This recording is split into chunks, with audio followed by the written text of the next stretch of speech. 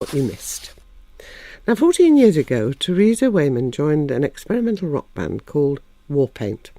All the members are women, they all play their own instruments, write their music, and have enjoyed international success, opening last year on tour for Harry Styles.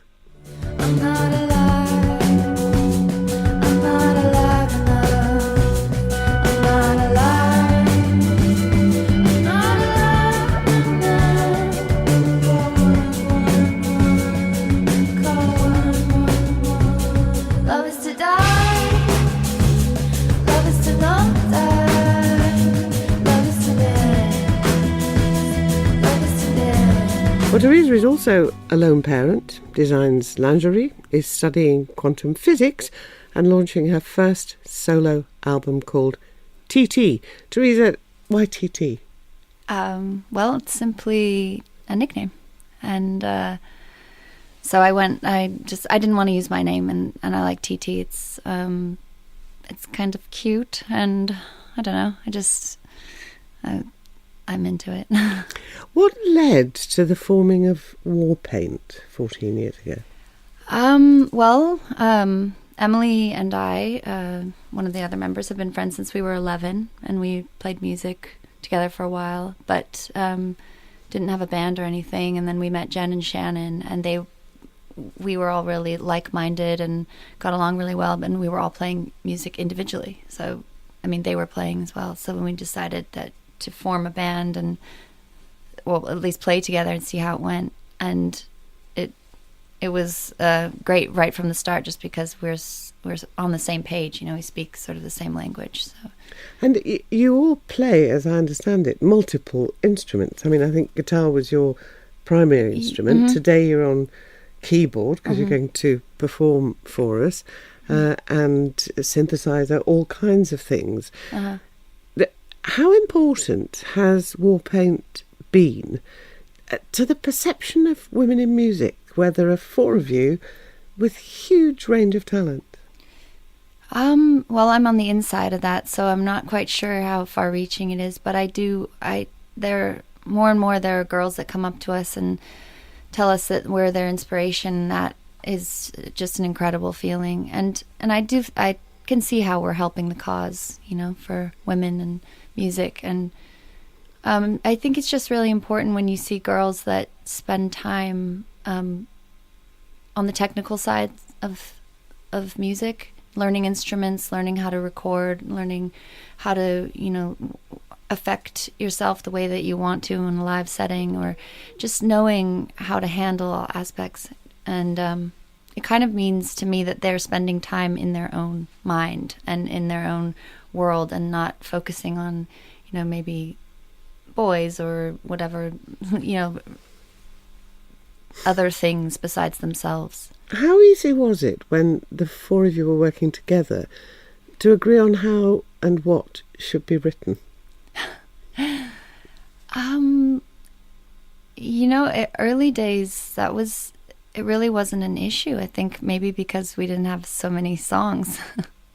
But now it that can create some tension sometimes, you know. And I think that's why we all at this point are starting to branch off and do our own projects, because we don't get to get everything out in Warpaint. I think there's so much more to all of us, and there's just not enough space on an album to put all of us into those albums. So it's at this point, 14 years later, it's deserved to branch out. And I don't think it's as scary for the other girls either. Now, I know you have a young son, and I know he got very frightened of going to gigs after the Ariana Grande attack. How have you dealt with that? Because you've toured a lot. Yeah, I mean, he just puts it in the back of his mind, and he, you know, when I'm gone, if he thinks about it, he gets scared. I mean, there was also the attack in Paris, and he heard about both of those just from me listening to NPR in the car. And I was actually talking to some other parents, and they were telling me... National Public Radio. Yeah, that's National Public Radio in... we're not in America, are we?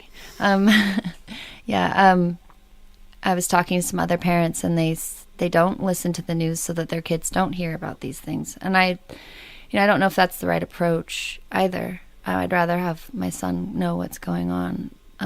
But yeah, he came to a sound check of ours in Los Angeles, and there were just some kind of crazy seeming people outside, just like Hollywood ruffians, and it freaked him out, and he was worried that something would happen. And it's just the climate we live in now, which is very strange.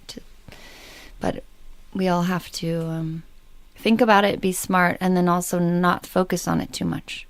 I have to ask you about the lingerie and the quantum physics. Yeah. I mean, with all the musical work that you do, why those two things?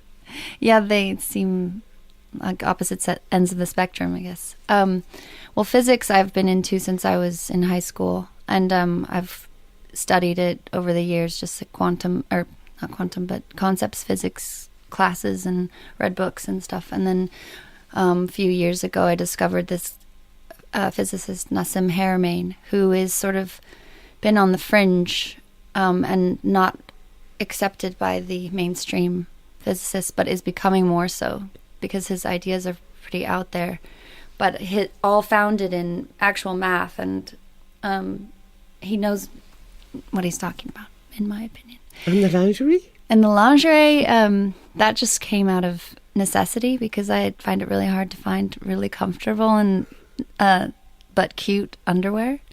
And a lot of women's underwear, I feel like, is very synthetic and not natural fibers, and if it's not, then it's not cute.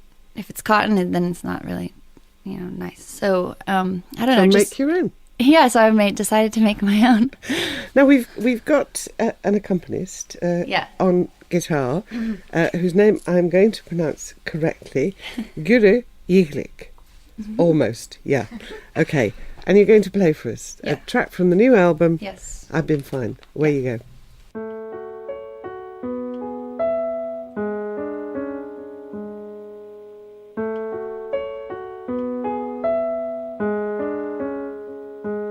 I've been fine with all my friends around me to give advice, but I still can't help but think. Theresa Wayman and Guru Yiglik, thank you both very much indeed for being with us.